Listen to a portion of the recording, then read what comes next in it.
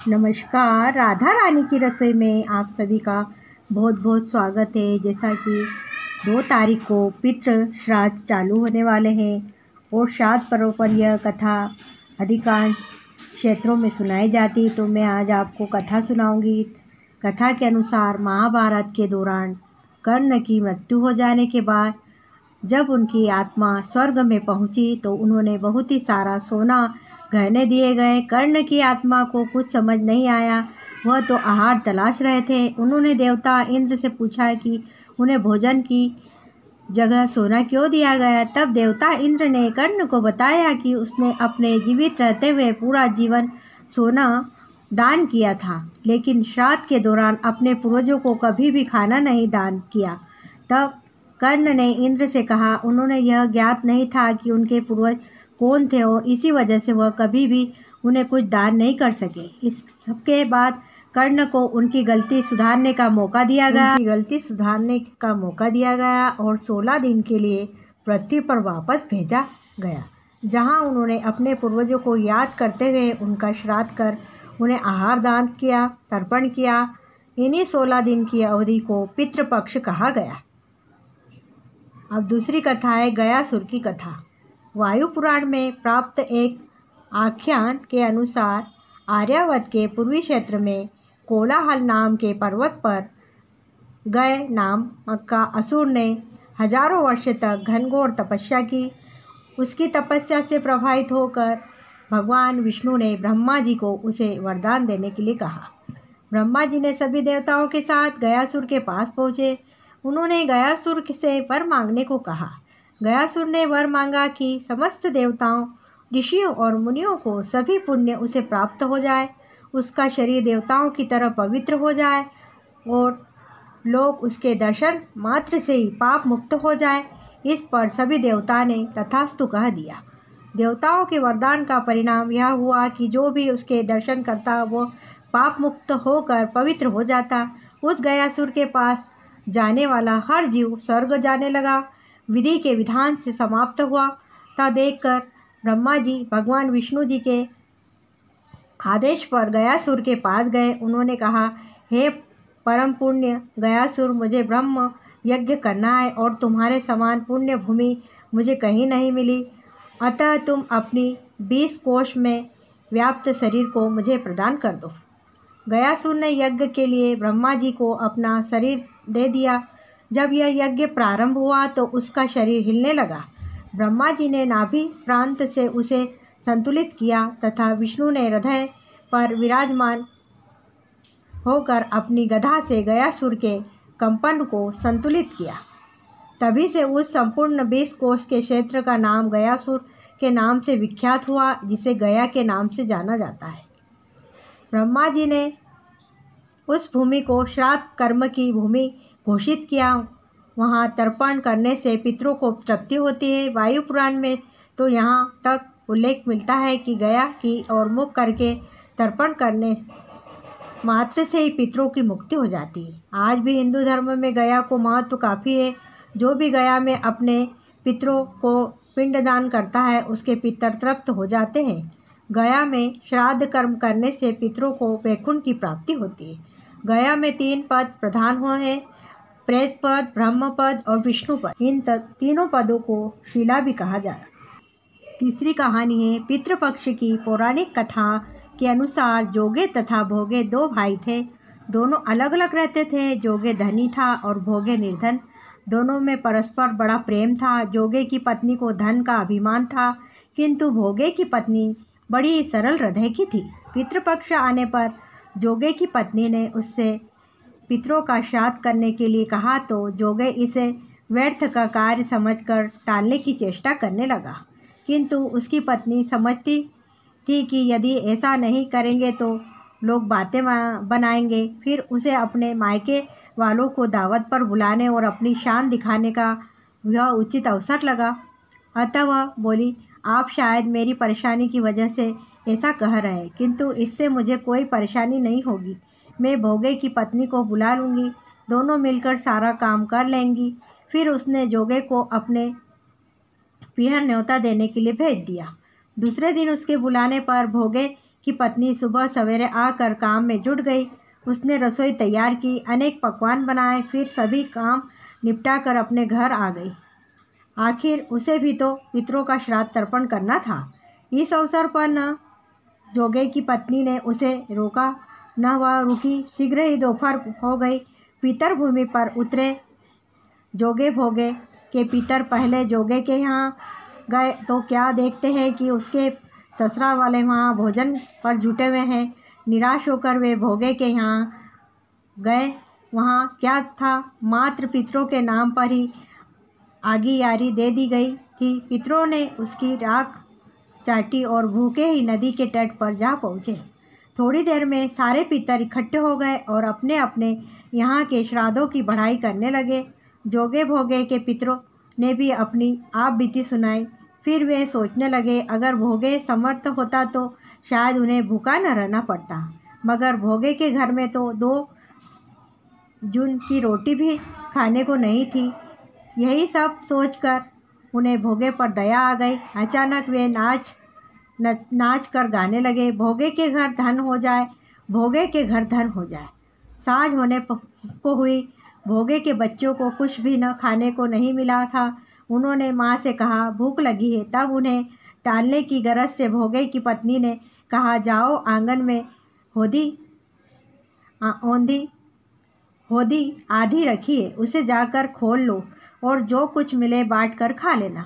बच्चे वहाँ पहुँचे तो क्या देखते हैं कि होदी मोहरों से भरी पड़ी है। वे दौड़े दौड़े माँ के पास पहुँचे और उसे सारी बातें बताई। माँ से सारी बात बताई। आंगन में आकर भोगे की पत्नी ने यह सब कुछ देखा तो वह भी हैरान रह गई। इस प्रकार भोगे भी धनी हो गया, मगर धन पाकर वह घमंडी नहीं हुआ। दूसरे साल का पितृपक्ष आया। श्राद्ध के दिन भोगे की स्त्री ने 56 प्रकार के व्यंजन बनाए, ब्राह्मणों को बुलाकर श्राद्ध किया, भोजन कराया, दक्षिणा दी। जेठ जेठानी को सोने चांदी के बर्तनों में भोजन कराया। इससे पितर बड़े ही प्रसन्न और तृप्त हुए। इस प्रकार ये तीसरी कहानी हुई। अब चौथी कहानी हम आपको सुना रहे हैं। चौथी कहानी है कि आत्मदेव ब्राह्मण अत्यंत ज्ञानी थे और उनकी पत्नी भी अत्यंत रूपवती थी, किंतु उनके मन में अथाह पीड़ा थी। वे स्वयं तो संतानहीन थे ही, उनके यहाँ भी गाय भी बांझ थी। वे कोई पौधा रोपते थे तो उसमें भी फल फूल आदि नहीं लगते थे। इसी पीड़ा को लेकर आत्मदेव ब्राह्मण किसी तरह अपना जीवन व्यतीत कर रहे थे। पर जब अतत की पीड़ा असह्य हो गई तो एक दिन उन्होंने अपने प्राण त्याग देने की ठानी और पहुंच गए सरोवर के तट पर। वहां उनकी मुलाकात एक सन्यासी से हुई। आत्मदेव को प्राणोत्सव करने की चेष्टा करते देख सन्यासी को उस पर दया आ गई। उन्होंने आत्मदेव से इसका कारण पूछा। आत्मदेव ने अपनी पीड़ा सुनाई। सन्यासी ने अपने तपोबल से उसके ललाट को देखा। उन्होंने आत्मदेव को बताया कि उसे तो 7 जन्मों तक का संतान सुख नहीं मिलने वाला। आत्मदेव अनुयाय करने लगे तो सन्यासी ने उन्हें एक फल दिया। उन्होंने आत्मदेव से कहा कि वह फल को लेकर अपनी पत्नी को खिला दे तो उसे अवश्य संतान होगी। आत्मदेव खुशी खुशी अपने घर लौट आया। उसने वह फल अपनी पत्नी धुंधली को दे दिया तो वह सारा हाल कह सुनाया। धुंधली ने फल को तो ले लिया, किंतु उसके मान में यह तर्क कुतुक उठने लगा कि उसने सोचा कि यदि वह फल को खाने के बाद उसने गर्भ धारण कर लिया तो उसका सुंदर शरीर विकृत हो जाएगा। शिशु के उत्पन्न होने पर उसकी देखभाल करने पड़ेगी। उससे यह फल अपनी बहन उस समय गर्भवती थी। धुंधली के मन में यह दृढ़ को ताड़ कर उसने धुंधली से कहा कि जन्म देने के बाद वह अपनी संतान उसे सौंप देगी। उसकी देखभाल करने के लिए वह यहाँ रुक भी जाएगी। ऐसा कहकर उसने वह फल गाय को खिला दिया। समय आने पर धुंधली की बहन ने एक शिशु को जन्म दिया। उसका नाम धुंधकारी रखा गया। उधर गाय ने भी एक इंसान रूपी शिशु को जन्म दिया। सिर्फ उसके कान गौमाता की तरह थे। उसका नाम गोकर्ण रखा गया। दोनों शिशु बड़े होने लगे। सन्यासी के आशीर्वाद से उत्पन्न गोकर्ण ने तेजी से ज्ञान प्राप्त करना शुरू कर दिया और उसमें देवी गुण विकसित होने लगे। इधर धुंधकारी उत्कट स्वभाव वाला निकला। उसमें विकृत गुणों का विकास होने लगा। आत्मदेव यह सब देखकर अत्यंत दुखी हो गए और वह एक दिन रात चिंता करते रहे। करते रहते। एक दिन गोकर्ण ने उन्हें चिंता में डूबे देखा और पूछा कि वे किसे अपना मान रहे हैं। यह सब तो एक दिन नष्ट होना ही है। उन्होंने आत्मदेव को भागवत में ध्यान लगाने की सलाह दी। आत्मदेव ने ऐसा ही किया और कलेश से मुक्त हो गया। उधर धुंधकारी ने अपनी माता को भयंकर कष्ट देना शुरू कर दिया। धुंधली बहुत दुखी हो रहने लगी। धुंधकारी सखल कुकर्मी वेश्यागामी हो गया और धुंधली ने यह सब देखकर एक दिन कुएं में छलांग लगाकर अपने प्राण त्याग दिए। इसके बाद तो धुंधकारी और भी विषखल हो गया। वह अपने घर पर ही तमाम वेश्याओं को लेकर आने लगा। घर की जमा पूंजी बर्तन भांडे सब बिक गए। धुंधकारी चोरियां करने लगा। एक दिन उसने राजा के घर चोरी कर ली और सारा माल लेकर वेश्याओं के पास पहुंचा। वेश्याओं को यह डर सताने लगा कि धुंधकारी ने तो राजा के घर चोरी किए, इसकी तो पड़ताल होकर रहेगी तो उस पर दंड तो मिलेगा ही, साथ ही हमें भी यह कष्ट भोगना पड़ेगा। इसलिए उन्होंने धुंधकारी की हत्या कर दी। इस तरह धुंधकारी प्रेत योनि में चला गया और घर के आसपास भटकने लगा। उधर तीर्थ से लौटकर गोकर्ण जब घर आया तो वहाँ सन्नाटा पसरा हुआ था। उसने वही विश्राम करने की ठानी। तब जाकर उसे प्रेत के विलाप की ध्वनियाँ सुनाई दी। उसने प्रेत से पूछा कि वह कौन है और क्या चाहता है, पर वो प्रेत की बातें वह सुन नहीं पा रहा था। तब उसने अपने कमंडल से उस पर तीर्थ का जल छिड़का। इस पर धुंधकारी ने कहा कि वह उनका अभागा भाई है। उसने सारी आपबीती सुना दी। धुंधकारी ने गोकर्ण से विनती की कि वह उन्हें प्रेत योनि से मुक्त कराए। पहले तो गोकर्ण उलझन में पड़ गया। फिर उसने एक ब्राह्मण को श्रोता बनाया और भागवत कथा सुनानी शुरू कर दी। उसने धुंधकारी से कहा कि वह भी कथा सुने। 7 दिन बाद जब कथा पूर्ण हुई तो धुंधकारी को प्रेत योनि से मुक्ति मिल गई। उसे गोकुल धाम ले जाने के लिए विमान आ पहुंचा। इसे देखकर जब ब्राह्मण ने पूछा कि धुंधकारी के लिए विमान क्यों तो गोकर्ण ने कहा कि धुंधकारी ने चूंकि कथा पूर्ण मनोयोग के साथ एक चित्त होकर सुनी थी, इसलिए उसे श्रेष्ठ परिणाम मिला है। पितृदोष दूर करने के लिए हिंदू शास्त्रों में कहा गया है कि मृत्यु के बाद पुत्र द्वारा किया गया श्राद्ध कर्म मृतक की वैतरग्य को पार कर देता है। गुरुवार की शाम को पीपल की जड़ में जल देकर उसकी 7 परिक्रमा करने से, सूर्य की आराधना या गाय को गुड़ और कुत्ते को भोजन खिलाने से भी पितृदोष में कमी आती है। साथ ही श्रीमद् भागवत श्री कृष्ण का वाग्मय है।